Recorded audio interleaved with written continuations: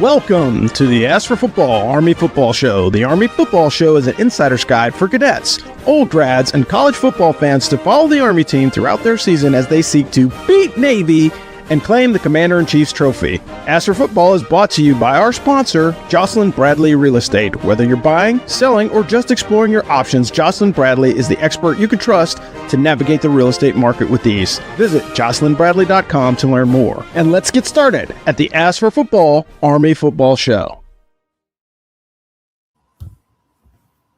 Welcome back, everyone, to another Ask for Football Army Football Show. So the plebes have marched back from Lake Frederick. The Army football team is at camp, and guess what? Things are about to get serious here at Ask for Football, if you can believe it. The offseason is almost over. I'm your host, Robin. Yeah, I was almost saying Fayetteville, North Carolina, but I am in Virginia. We got Dan in coastal Connecticut. We've got James from Brigade Review calling to you out of St. Louis, Missouri, and Omar is calling to you from Fort Chill, Oklahoma. How we doing, guys? Good, man.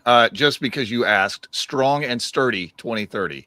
So nice. There you go. That's their motto. I'm looking at it right now. They look suitably, unhappy on their way into reorg week. James, I honestly thought you'd be flying in a plane over a country we won't name, bombing a body of water that we also won't name. Yeah, it makes for some interesting times here on the Ask for Football crew. He's just laughing, so I don't know. Maybe I took that one too far. Oh, no. Sorry. I am, because I'm in an unnamed country, I have very poor internet service, and I got backed up. Okay. There you go. Makes sense. Awesome. Omar, how you doing? I'm doing good. Fatherhood's fun, and then also too, I guess I had my first old grad moment. There was a young yearling that, came across during the NTC rotation that we were observing, and I looked and it was like a mirror. I'm like, man, I cannot believe yearling year was like 8 years ago. And I'm like, suddenly that's the first time I felt old, because I feel young at heart all the time. Well, that's my first old grad moment. I actually posted about it on Twitter today because the Army athletic director Tom Theodorakis posted that he was going to do March back today, and I remember going back for my sister's March back. And I was originally told, because I didn't sign up on time because I was in Europe, that I could only do the last 3 miles. That's the only spots they had left. So I was going to do the last 3 miles from the ski slope. And then the night before, I got a phone call from the guy in charge at AOG saying a spot opened up on the full 14-mile march. Do you want it? And I was like, yeah, dude, but it's 10 o'clock and I've been at Southgate for the last 3 hours. So I'll see you at 2 a.m. So what'd you just ranger through this, keep pounding the whiskeys, and then I let my sister know that she might have 60 pounds on her back, but I was struggling more than she was. Yeah, nice, very nice. Hey, it's not a road march if you're not clearing out illicit substances from your system at 4 o'clock in the morning. Not to say that has ever happened before or will ever happen again since. And speaking of happening before and happening since, we have somebody that can help you find your next home. And that was a terrible segue, as you can see the cringe on Dano's face. But if you're listening to the show and you know that we have a realtor here, and her name is Jocelyn Bradley. If you're PCSing to the Fort Bragg area, we have the realtor for you. Jocelyn is a veteran who spent her Army career in logistics there. She discovered our passion for making a difference in people's lives. She's committed to helping her clients find their dream home when they're in the market, and she provides exceptional service when she's working with you. Johnson has decided to support Ask for Football this season. She's the right person to get you into the home of your dreams. Jocelyn also has an extended network of veteran realtors all across the country that can help you find a home if you're in the market. So she makes calls for people. So there's a lot of services that will help you relocate, but they'll charge you to find someone. Jocelyn will do that for free. So if you're looking to move, she should be your first call. Dan, over to you. Let's talk offense. My favorite topic. We are, of course, a week away from Rob's favorite topic of talking defense. Just a little plug. I put out a preview, so this is going to be kind of the audio version of the article that came out on Friday. 800 people read that article on Friday, give or take. I'm pretty happy with that. So we all knew that there was a lot of production returning from last year's team, but I didn't realize exactly how much until I started writing this article. It's crazy. So Cal Helms is back at quarterback, barring some kind of totally unforeseen thing. He's going to be your starter. Although the coach, Coach Monken's been pretty cagey about it. He's been very high on Bryson Luter and or Ethan Washington all offseason, like very consistently. I don't know that we saw that in the spring game, but this is definitely what the coaching staff has been saying. And then O-line, check it out. You've got first-E captain Brady Small, fourth-team preseason All-American, probably the best center in the American Athletic Conference. Right guard Paolo Generali, preseason second-team All-Conference. Incredibly, he might actually be underrated at that. Right tackle Teddy Williams, left tackle Henry Appleton. Both those guys are firsties, could easily wind up as all-conference players. And then at left guard, that's the only position you're looking for right now. You've got either Kyle Kloska or Lane Parks. Looks like it's going to be one of those two, although, obviously they don't have to make a decision tomorrow. I cannot remember the last time we had 5 first-E O-linemen with experience. I don't know if that's ever happened. You guys want to stop there and chime in before we go on? Everybody's looking at me like, no. All right, running back. We've got yearling God's Power and Huawei, first-E Carson Smith, first-E Jake Rendina. So that's a speed guy, a banger, and a guy in Smith who's a little bit of both. Slot backs is arguably your biggest question mark. First-E Samari Howard returns. He played better as a receiver last year than as a runner, I think, but he's an excellent receiver. Then you've got Omar's personal hero, Lloyd Benson III, moving over from punt returner to slot back.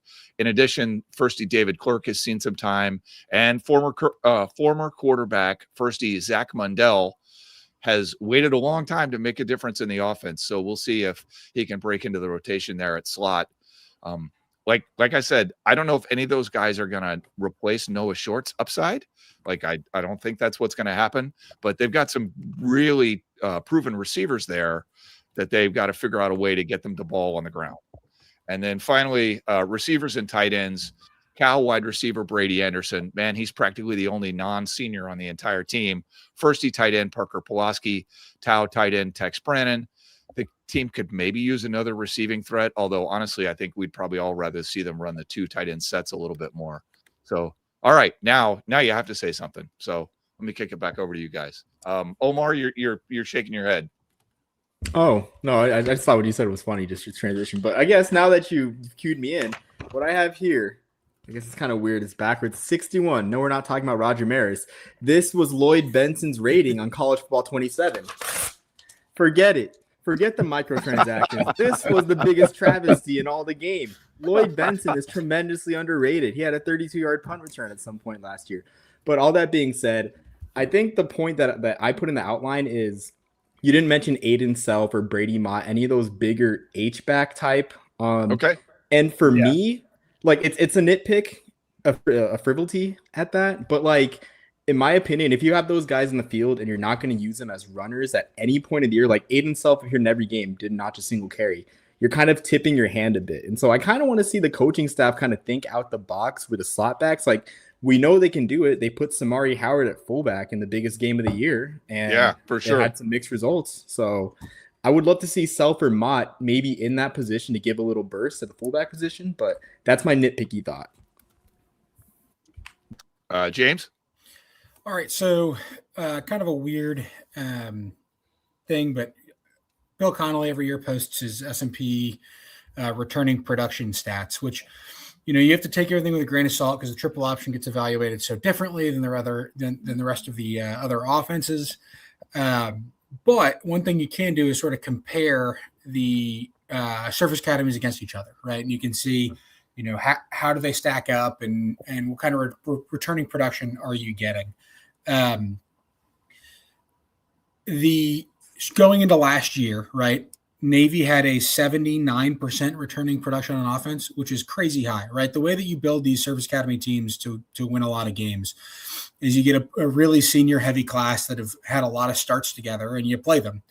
And Navy going into last year, they obviously had a lot of seniors on their offense. And so they had 79% returning production. And they ended up with the 30th overall FPI efficient offense in the country, which sounds about right for Navy's offense last year. Army last year at a 34% going into 2025, a 34% returning offensive production. And they ended up with, was it 79th best offense in the country based on efficiency, which again, sounds about right. Air Force was sort of in the middle. They ended up with the 38th best offense, and they had 47% returning production. This year, Army has 67% returning production. So not quite as high as Navy's last year, but pretty close. Omar, I have so many issues.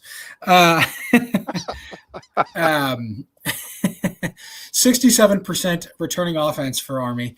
And that's, so we should expect an efficiency somewhere closer to the 30 to 40 range than where they were last year in the 80 range, 80 to 70 range. That's sort of generally where we're at.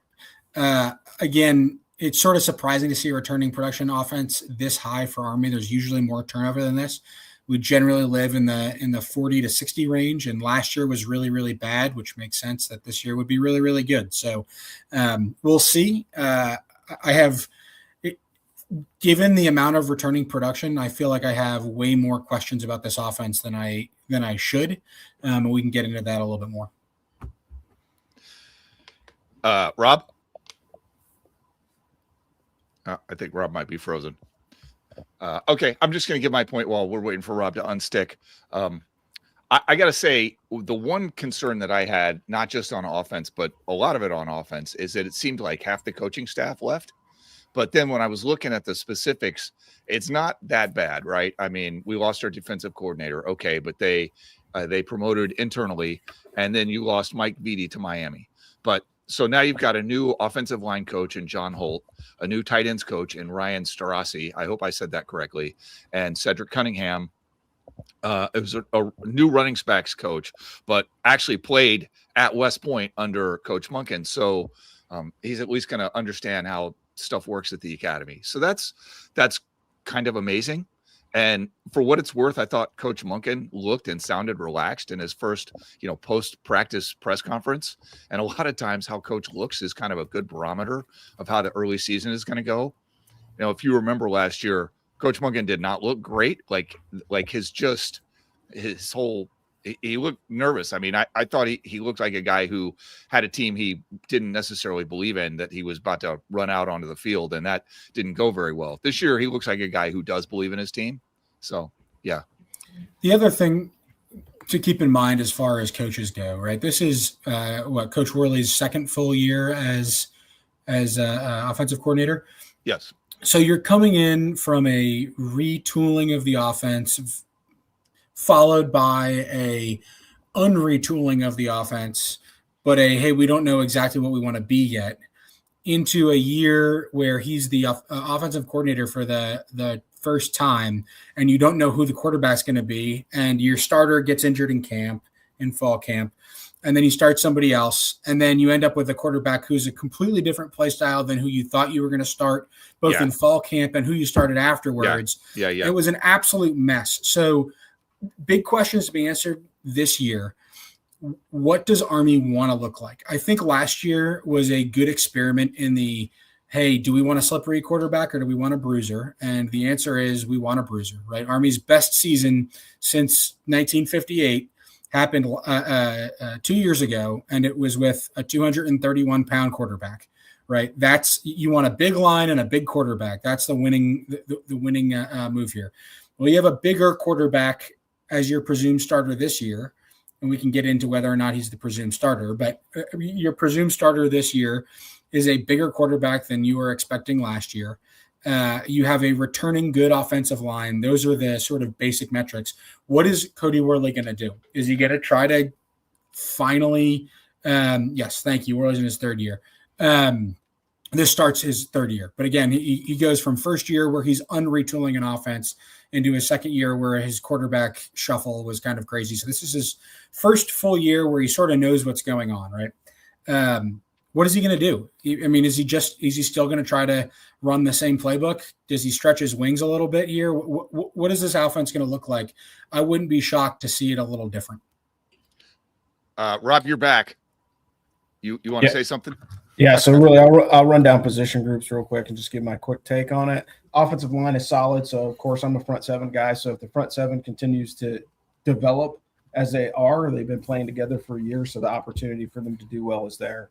For the quarterback situation, we've commented on this 1,000 times before, but anytime we see the QB1 at Army develop into the position, he tends to do better, right? So when there's not a quarterback scramble, we typically have a better performance overall. So that's pretty much what I'm going to talk about on the quarterback thing. I think the main thing is who's going to be the solid number 2, because they have 2 solid guys that potentially could be backups or even starters given their skill set. So we'll see what happens with that.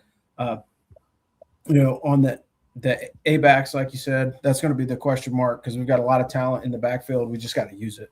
I mean, I think that's the main thing, is like, you've got a lot of weapons. Get the ball in the hands of your skill players. And if a guy's not working out, you've got 3 other backs to, get into the rhythm and give them an opportunity. Play the hot hand. Don't stop a guy on a heater. I think that's the main thing. For the B back room, I prefer power and finesse as a fullback. Right now we have a little bit of each, right? So you've got God's Powers, he's finesse, and Rendina is power, and Carson Smith is kind of in the middle. But like, I need somebody to take on like the Mike Allstat role, like a freaking 240-pound running back. I would be happy with, that could perform.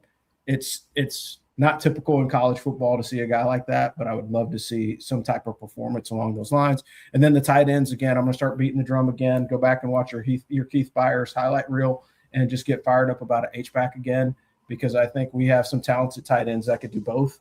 And then the other piece of it is if you use, Tex Brannon or Parker Pulaski in that H-back role, that gives you another good solid blocker with some size, but also increases your threat for the short passing game. And so I think just those formation packages in and of itself, forcing a linebacker to cover, Tex, and back to Omar's point, Tex had the highest catch and traffic of all the receivers on the Army football team on College Football 27. So if that statistics holds true, give the kid a shot. I've in fact seen him catch in traffic a few times. I have seen this. It does happen. Yeah. And so I think there's probably some truth to some of the analytics within the college football game, some of them, and then others are not. But at the end of the day, I think, open up the playbook. You've got a lot of maturity and senior experience. So here's your chance to, throw in plays that you may not have typically done in previous years, because you don't have the guys on the squad to do it. It would be nice to see. Here's a question. Go ahead, James. Who do we think is the Hayden Reed replacement, right? Who's the guy who is a threat as a fullback? He's, Reed was 220. Who's the sort of 220-pound running back who you can throw to every once in a while? I think Reed had 6 receptions last year. Of those 3 fullbacks we mentioned, which one is the guy who's the biggest receiving threat? I mean, which of them can catch? Have we ever even seen any of them receive? I mean, you probably think God's Power has decent hands because he came in as a quarterback. Yeah, that's true. But I don't know how much that translates, because he came in as an option quarterback.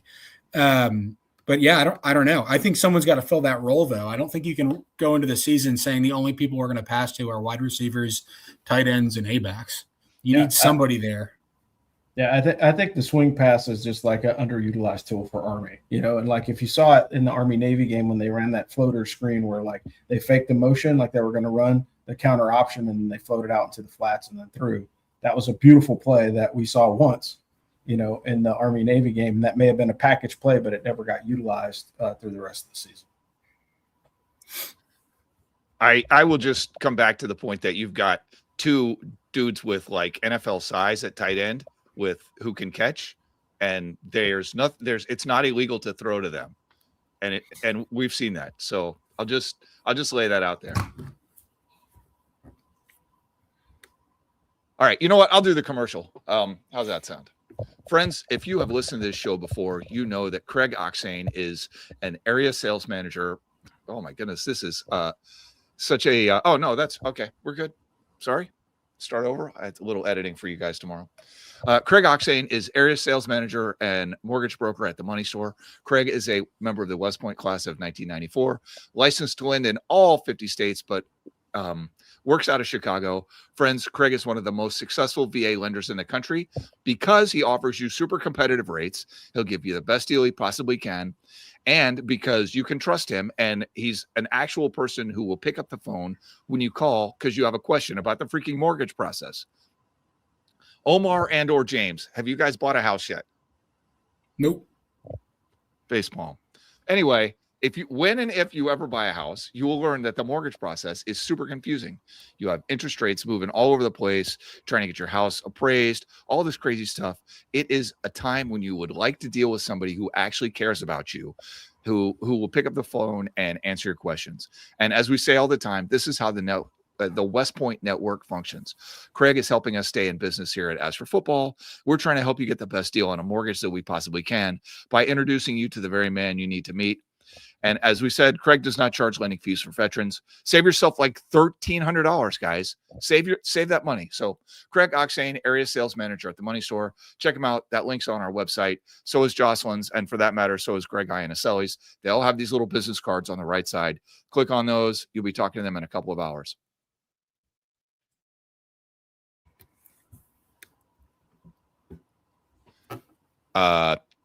Somebody want to take the next segment? Schedule? Upcoming schedule? Yeah, I can do that. So we're going to go through the first three games. First three games of the schedule. Oh, Omar, you want to take them? Sure. I guess I'll get these hosting chops in. We are in full preseason mode right now. I was looking at get my the American snap off. Conference preview. I was in rebuttal mode because I was looking at my American Conference preview. But let me pull up the outline. So yeah, first game, the Bryant Bulldogs, which I have an article upcoming. I guess heads up, Dano, about who the heck is Bryant. Kind of like last year, who the heck is Charlton? Bryant is weird. They tend to play their best against FBS competition. Like they beat UMass last year, which wasn't much to say, even though this is an excuse to say it. In the words of Pop Watson, UMass is going to be different. They're going to FUCK the MAC, which is the quote of the offseason.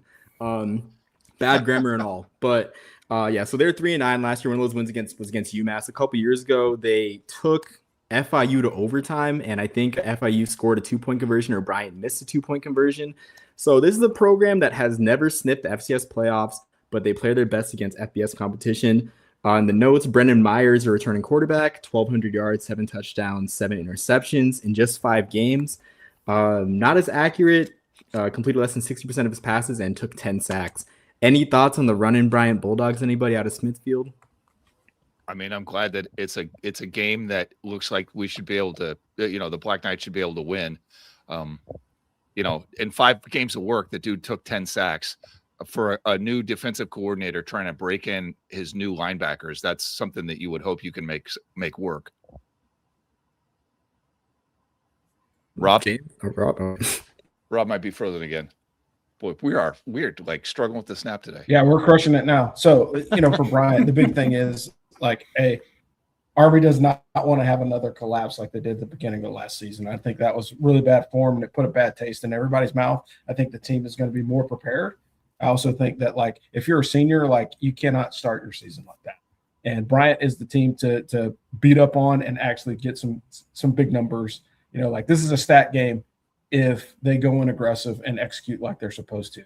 I mean, you've got a bunch of senior talent on the team, so it should be able to do it.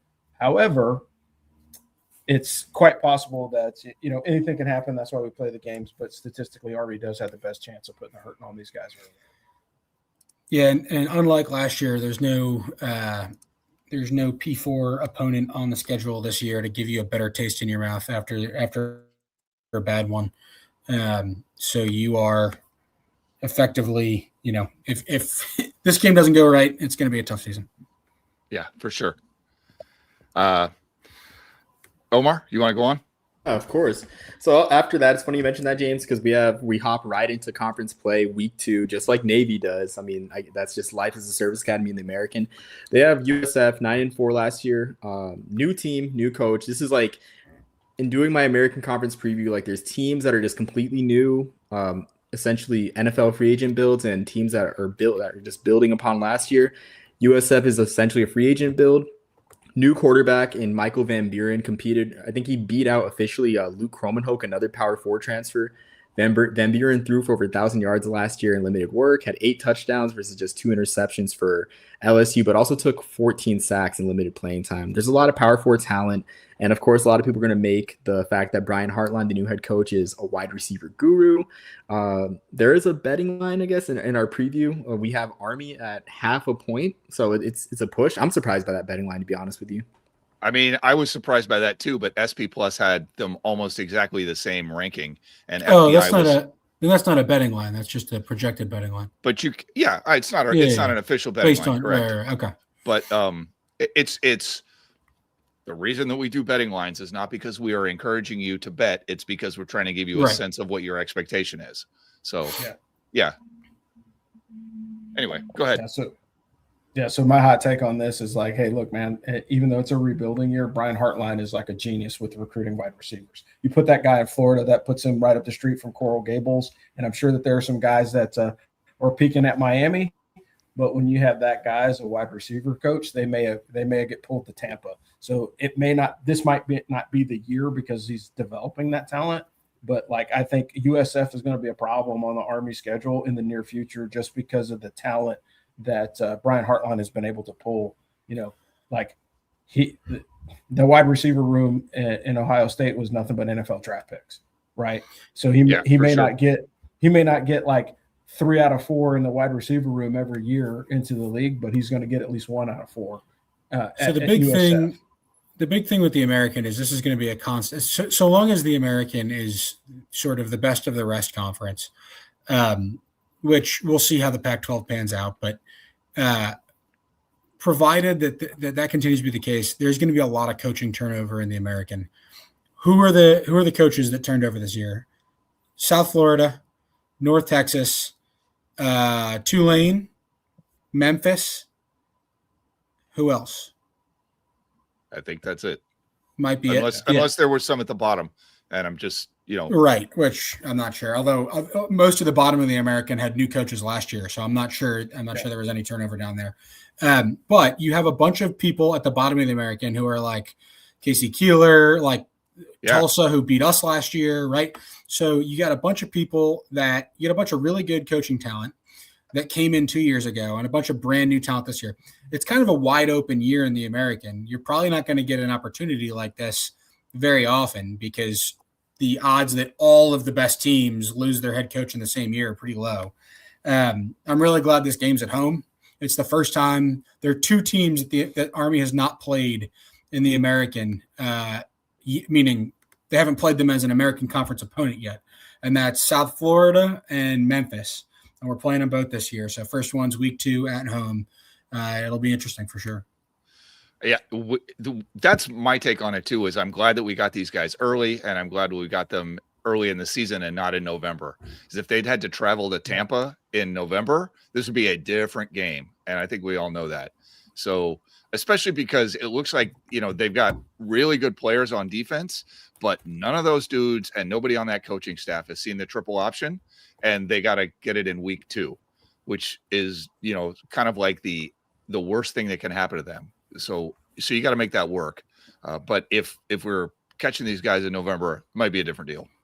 We'll see. Yeah, and I'm sure USF played Navy last year, but as the coach of Tulsa said, it's not the same offense anymore. There's considerably different prep work that goes on between prepping for Navy and prepping for Army, which is a good thing for us.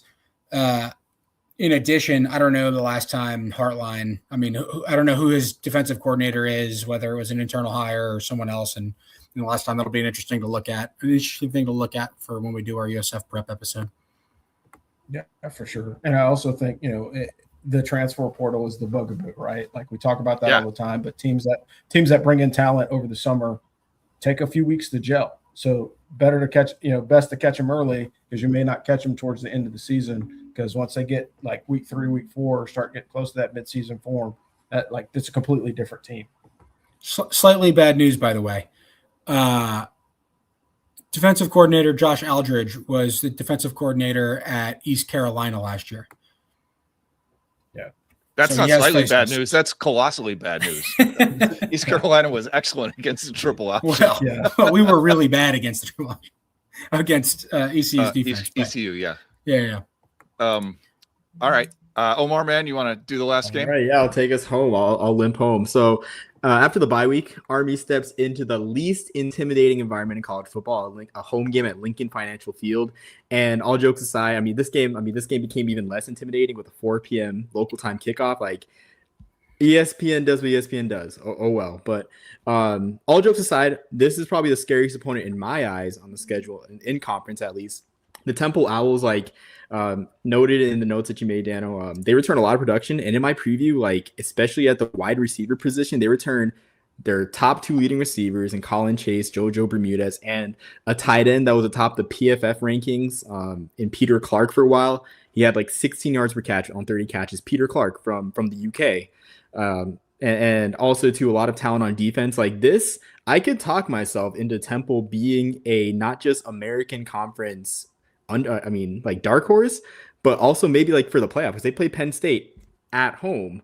That being said, again, this game will take place 2 weeks after the emotional high or emotional low of the Penn State game for Temple. Any thoughts in the hours? I think Casey Keeler is one of the best talent evaluators in college football. And I think I've said this before, this man has an eye for talent at no level. Heck, his starting linebacker and returning leading tackler is a JUCO guy. When do we see JUCO guys in the portal era killing it at the FBS? So I'll go Rob first. Yeah, so this game is going to be tricky. 5-7, a 5-7 team in the American could just as easily been 7-5, and I think that goes for a lot of the teams that were kind of in the middle of the pack from 4 through 8. It's really interesting to see that. And then, for me, what I would like to see is I'd like to see Army get after the quarterback. I think that's the key, is because that's their weakest area. So if you put some pressure on them, then they may be able to, take those high-performing receivers out of the game. But again, that's a defensive struggle that, how do you crack that code? And again, we haven't talked about it, and we'll get into the defensive preview, but I think this might be the best defensive front seven that we've had in a while, even with the losses of Thomas and Fortner. So I think there's a way that Army can take advantage of this game. But Temple, do not be surprised. They're going to play Penn State a lot closer than people think. And the reason why I say that is because Penn State is going through a significant identity crisis based off of what happened to them last year. And who wants to go to Penn State now, right? Probably the same kids that didn't want to transfer to Virginia Tech when James Franklin left, right? So there's a big gaping hole in that program that it's probably going to take a year or two to fill, because there's some other talented places where these kids can go. Temple lost to Army and Navy last year by a combined total of 2 points, and it took a miracle for Navy to win. And to add to that, their returning production is higher than both Army and Navy. So I'll leave you with that. It's a road game at a weird start time. Army traditionally has issues at weird start times. I'm not taking anything for granted in that game. Yeah, agree completely. Half the Army fan base is going to be marching back to the motor pool when they kick off. I just don't understand that one at all. Omar's going to be out there with his PMCS book. I forget what the manual is called, working on his Humvee or whatever they put you signal guys in the modern world. I don't understand. I'll be at the office when the game kicks. God forbid we have a job, ESPN. Sorry, guys. Yeah, I'm definitely not sleeping on Temple. I thought that was one of the better wins that the team got last year, and I definitely think they can win again. I don't think we know who Temple's quarterback is going to be, which is not nothing. So yeah, we'll see. What was Omar? You're probably the guy for this, but they went 5-7 last year. When was the last time Temple went to a bowl game? So brief caveat with that. So it was 2019. But they had to think about it, right? They had to. They would have went to the Birmingham Bowl, but they had to think about it. If you're a Temple fan, if you're a Temple and you have to think about your first bowl in 6 years, what are you doing? So they got skipped over, but they would have been a 5-7 bowl team last year. That's just funny to me. It's a funny story. But 2019 was their last bowl, and that was, Rod Carey. But essentially, the Matt Rule core was still essentially there. So yeah, Temple. Honestly, I always love joking about Temple and how the game ended last year. A 10-minute drive, a 10-minute 50-yard drive is just objectively funny. Like, and like people in Temple's gonna say, oh, like someone said, oh, they gave us a Veterans Day spot. I'm like, I don't know. If I were Temple, I would simply not allow a 50-yard, 10-minute drive and then complain about a Veterans Day spot. But sorry, that's my gallivanting there. Sure. Friends, All right, I'll take. there. You want me to- Oh, go ahead. You're going to do this one? Yeah, Well, I'll take it since my internet connection is now somewhat stable and I'm not frozen. Yep. There we go. So,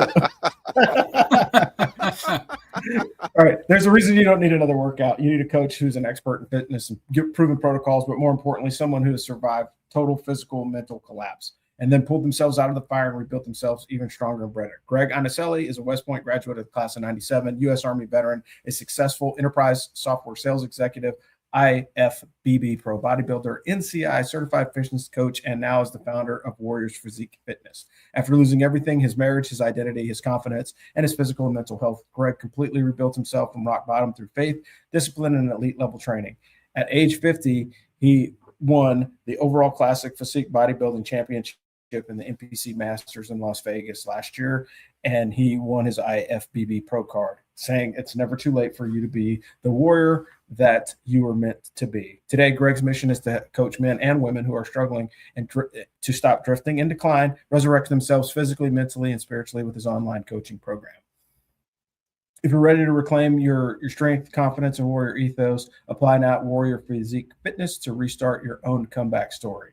And I will pause there because Greg owes us a new copy because he has actually gotten a new partner.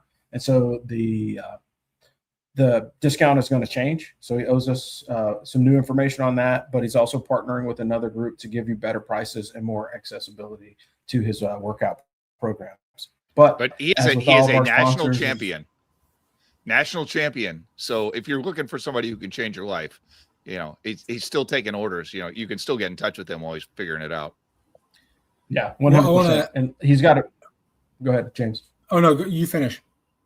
I was just going to say he's got a business card on the website. Just go to askforfootball.com. You can see Jocelyn, Craig, and Greg's stuff. There's good alliteration there, Jocelyn, Craig, and Craig. But you can click on their little cards, fill out some information, and they'll be in touch with you shortly. Thanks. So I mentioned just one more thing about the schedule this year. I'll mention a few games you might think about going to if you're making fall travel plans. So he said South Florida, Memphis, the first time they're playing those teams in conference play. Army has not lost to an American team in their first meeting in conference play so far. And those are the last two. So you might think about those games. Obviously, Bryant is going to be the first game with the new East stands open. So that'll be a cool game if you can get to it. Air Force at home. They were at Mikey 2 years ago, correct? Yes. So that was the first one after a long stand where they weren't because they were traveling. So this back to it'll be a sellout crowd again. I think there are still tickets available, which is kind of surprising, but they're going fast. The Air Force home game will be, with the new East stands will be awesome, and peak travel, early November, always a blast. The last one I was going to mention is Tulsa. When I lived in Oklahoma City, I went to a night game at Tulsa. It's freaking awesome. I went to the Army game at Tulsa 2 years ago. I had fun. It was 93 degrees or whatever, and it was the Oklahoma sun. I normally during games where I'm in the press conference, leave the press conference for a lot of the game and go hang out with the Army crowd.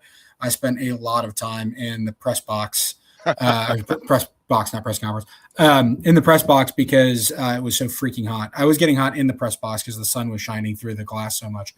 But night games in Tulsa, it's a fun college town. It reminds me a lot of New York City just because of the architecture. It's all built at the same time. So you get this Art Deco, these Art Deco skyscrapers because it was all the oil and gas from the 1920s. There was more construction going on in Tulsa than in New York City at the time. And the Tulsa airport was more used than London and Paris combined, to give you an idea of what Tulsa was like in the 1920s. So there's some really cool architecture, some cool things to see. And downtown, college area of Tulsa at night after a football game is an absolute blast. So if you can go, I'm sure if Omar's still in Oklahoma, he'll go. But it is a great time on Friday nights in Tulsa. Talking about stadiums, supposedly they took that retaining wall down in front of the East stands today.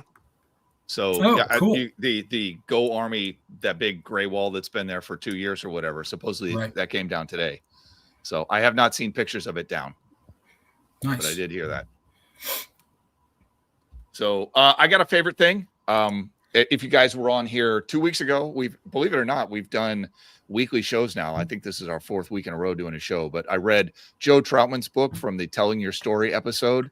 And if you missed the show, go back and listen to that one because it was good. And I know you did, because just looking at our stats, you guys need to go back and check on that one. It was awesome. Like his book was really interesting. It reminded me of all the stuff that I loved and especially hated about the Army at the same time. Very, very down to earth read. Let you know about it, and you can learn all about Rob. I learned shit about Rob that I didn't know, so that was actually amazing. So yeah, that's worth your time if you get a chance.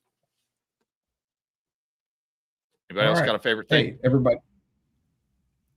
I got a favorite thing. Like we're getting back into it, and my internet connection works. Like literally, you have to throw your hotspot in the window. Times have changed. I'll send Ravens next week. Anyway, for the crew here, they asked for football, Army football show. I'm your host, Rob, in Virginia. We've got Dano Ikebesa calling to you out of coastal Connecticut, James in St. Louis, Missouri, and Omar wrapping it up at the lovely home of the Fire Center of Excellence at Fort Sill. We thank you guys for checking us out, and we will be back again next week with a little bit more insights on Army football. And as always, beat Navy. Beat 'em. Thanks for listening to this week's Ask for Football Army Football Show. We hope you enjoyed our deep dive into Army football. Remember, whether you're cheering in the stands or following along from home, get all your updates on the Army football team at askforfootball.com. And as a special thanks, we would like to thank our sponsor, Jocelyn Bradley Real Estate. If you're looking to buy or sell a home, Jocelyn Bradley is the expert you need. Visit jocelynbradley.com for all your real estate needs. Don't forget, subscribe, leave us a review, and follow us on social media for all the latest updates. Until next time, go Army, beat Navy.